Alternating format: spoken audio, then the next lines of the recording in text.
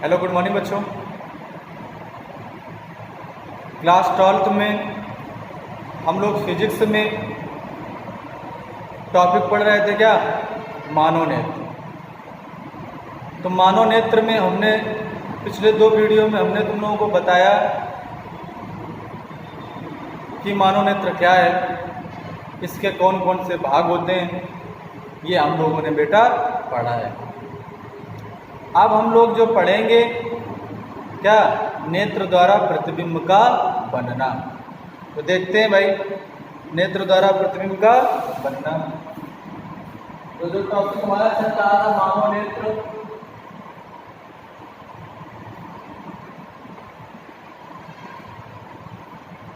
अब इसमें हम लोग पढ़ेंगे क्या, नेत्र द्वारा प्रतिबिंब का बनना।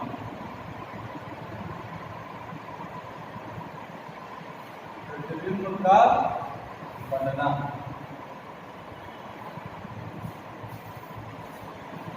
देखते हैं बेटा प्रतिबिंब कैसे बनता है। देखो ये हमारा नेत्र है,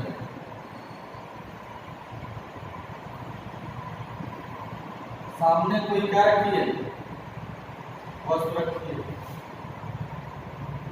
मुख्य अक्ष के समांतर चलने वाली किरणें जहां से गुजरेगी, ये मान लो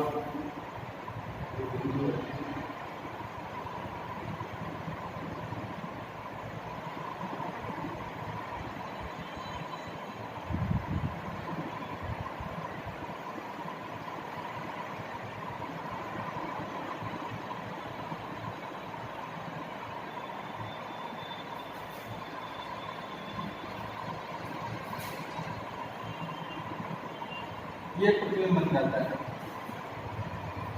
ये मान लो तुम्हारा क्या है, ओ डैश। जो प्रतिबिंब बना है क्या, आई आई डैश बना है, ये 3 बिंदु है। तो कह सकते हो कि किसी वस्तु से चलने वाली जो किरणें हैं वो क्या रेटिना पर मिलती है।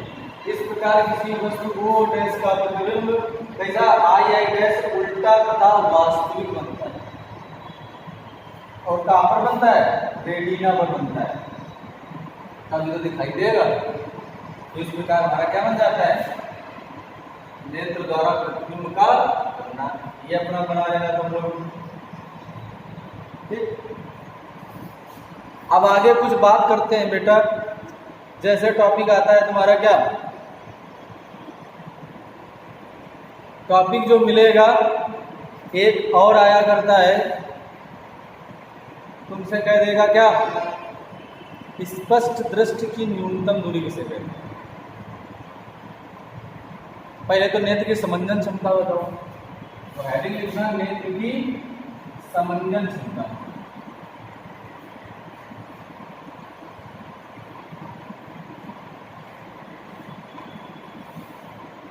हेडिंग लिखना क्या, नेत्र की समंजन क्षमता। एक बात तुम्हें और बताएं, दर्शन कोण किसे कहते हैं। किसी वस्तु का आंख में जो कोण बनता है उसे दर्शन कोण कहते हैं। अगर दर्शन कोण बड़ा बनेगा तो प्रतिबिंब हमें बड़ा दिखाई देगा, अगर दर्शन कोण छोटा होगा तो प्रतिबिंब हमें छोटा दिखाई देगा। जैसे ये चाक है, तो ये चाक है, एक बड़ी है छोटी है, क्यों है। अगर पूछ लिया जाए ये बड़ी चाक है, ये छोटी चाक है, क्यों ऐसा, तुम ये नहीं बताओगे कि बड़ी दिख रही तो बड़ी है, छोटी दिख रही, ऐसा नहीं बताओगे। ये जो चाक है इसका दर्शन कोण हमारी आंखों में बड़ा बन रहा है, इस वजह से ये चाक बड़ी है। ये जो चाक है इसका दर्शन कोण हमारे आंखों में छोटा बन रहा है, इसलिए ये चाक क्या है, छोटी है। बात समझ गए। तो ये था दर्शन कोण।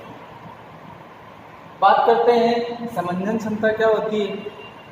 तो दूर तथा पास की वस्तुओं को देखने के लिए क्या, दूर तथा पास की वस्तुओं को देखने के लिए आंख द्वारा जो क्षमता लगाई जाती है या जो पावर लगाया जाता है उसे समंजन क्षमता कहते हैं।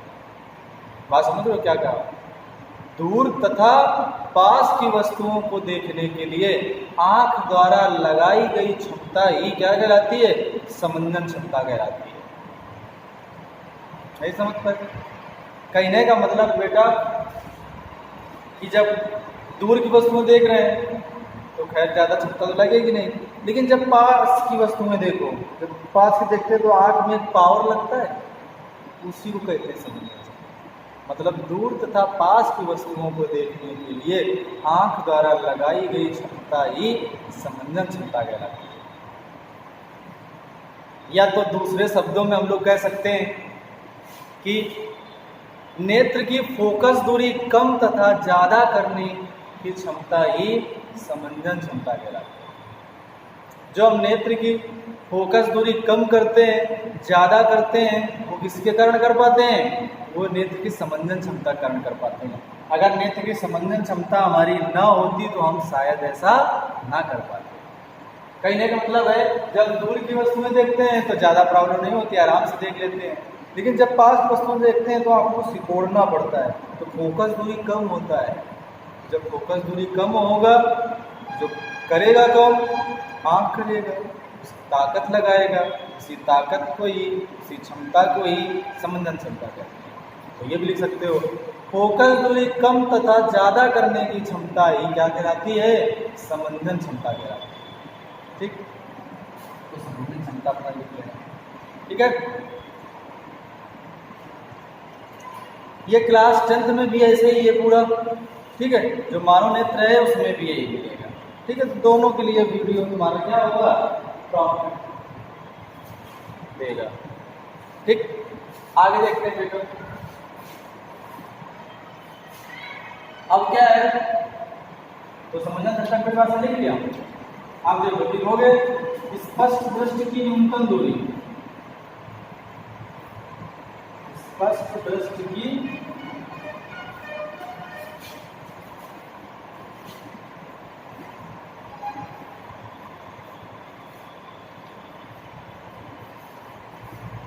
स्पष्ट दृष्टि की न्यूनतम दूरी किसे कहते हैं?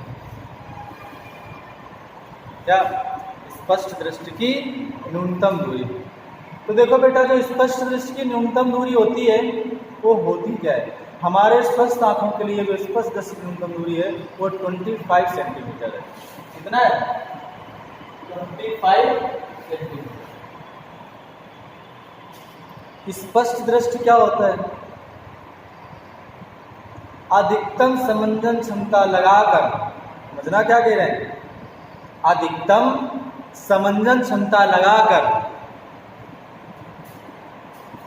या कह सकते हो कि नेत्र द्वारा लगा अधिकतम समंजन क्षमता लगाकर किसी वस्तु का वह न्यूनतम, कह सकते हो किसी वस्तु की वह न्यूनतम दूरी, या आँख की बता दो, आँख की वह न्यूनतम दूरी, या आँख से वस्तु का बता सकते हो कि आँख से वस्तु की वह न्यूनतम दूरियां, ये ज़्यादा सही रहेगा। आँख से वस्तु की वह न्यूनतम दूरी जो अधिकतम समंजन क्षमता लगाकर वस्तु का प्रतिबिंब स्पष्ट दिखा देता है, वह दूरी ही स्पष्ट दृष्टि की न्यूनतम दूरी कहलाती है। बात समझना हमने क्या बोला? लिख भी लेना तुम लोग।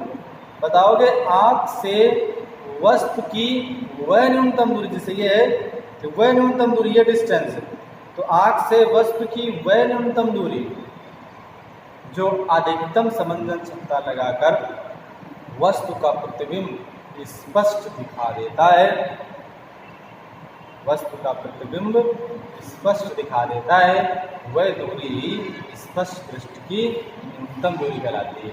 इसे कैपिटल डी से प्रदर्शित करते हैं।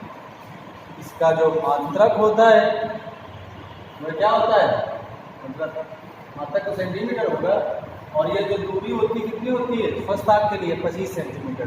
तभी कहते हैं हम लोग अगर पढ़ते हैं तो 25 सेंटीमीटर कम से कम पढ़ना चाहिए, क्योंकि अगर और पास लाओगे तो क्षमता ज़्यादा नहीं, लेकिन साफ दिखेगा नहीं।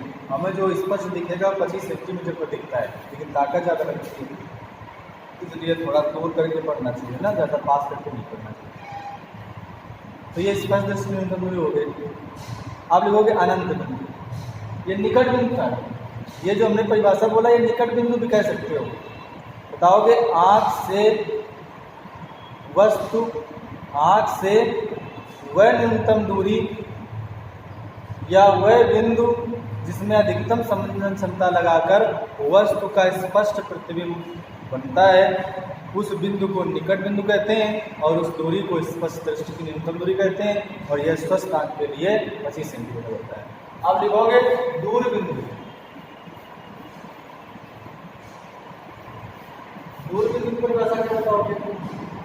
आंख से वह अधिकतम दूरी, आंख से वस्तु की वह अधिकतम दूरी जो बिना समंजन क्षमता लगा करके वस्तु का स्पष्ट प्रतिबिंब नजर आता है, उस दूरी को ही क्या कहते हैं?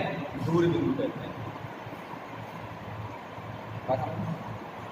आंख से वस्तु की वह अधिकतम दूरी जो बिना समंजन क्षमता लगाए स्पष्ट नजर आती है, उस दूरी को ही दूर बिंदु कहते हैं, और यह स्वस्थ आंख के लिए कितनी होती है? अनंत होती है। तो बताओ ये समझ गए नहीं समझ गए? ये हमारा टॉपिक हो गया। अब बात करते हैं बेटा क्या, नेत्र में सेल कोशिकाएं, मानव नेत्र की कोशिकाएं कौन कौन सी होती हैं? तो हेडिंग लिखो मानव नेत्र की कोशिकाएं। मानव नेत्र की क्या बेटा? कोशिकाएं।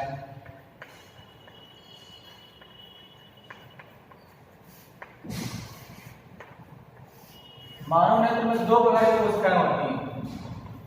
नंबर 1 दंडाकार कोशिकाएं, नंबर 2 शंक्वाकार कोशिकाएं।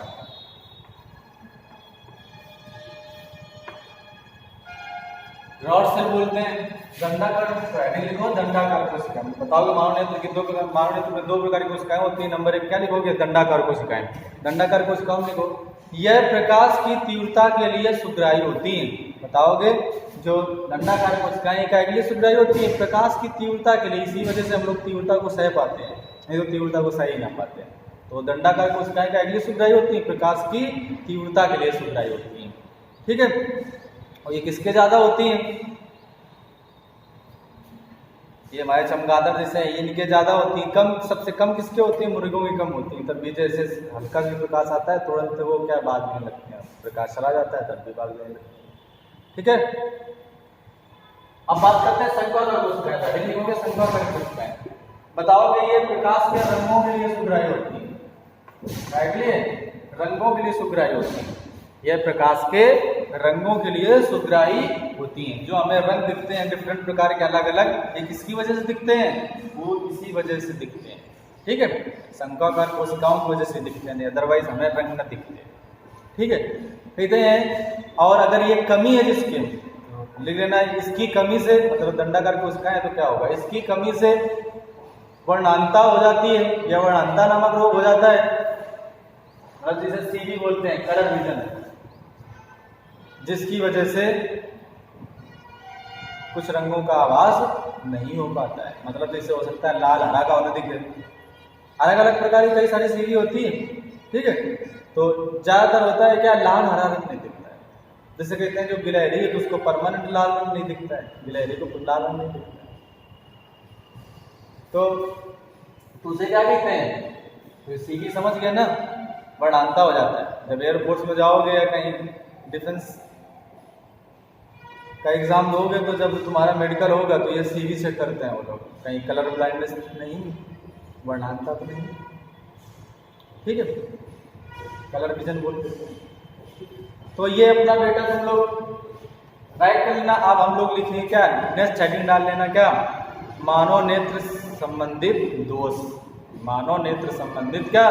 दोष। तो वो हम लोग कल पढ़ेंगे, तब तक के लिए फिगर अपना बना लेना। ये टॉपिक जो सारे हमने पढ़ाए हैं उसको क्या, उसको कंप्लीट कर लो और याद करते जाओ। और अगर ये अच्छा लगे तो ज़रूर सब्सक्राइब करो और लाइक करो और शेयर करो, ताकि बच्चों और जो तुम्हारे फ्रेंड्स हैं वो भी पढ़ सकें। ठीक है, तब तक के लिए जय हिंद।